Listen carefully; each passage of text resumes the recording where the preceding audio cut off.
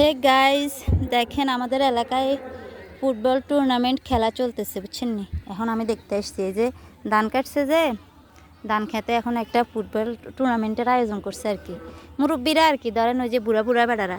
দেখেন, দাঁড়ান আমি আপনাদেরকে পুরাপুরি সরাসরি ওখানে গিয়ে দেখাইতেছি। খেলাটা আসলে অনেক সুন্দর হইতেছে।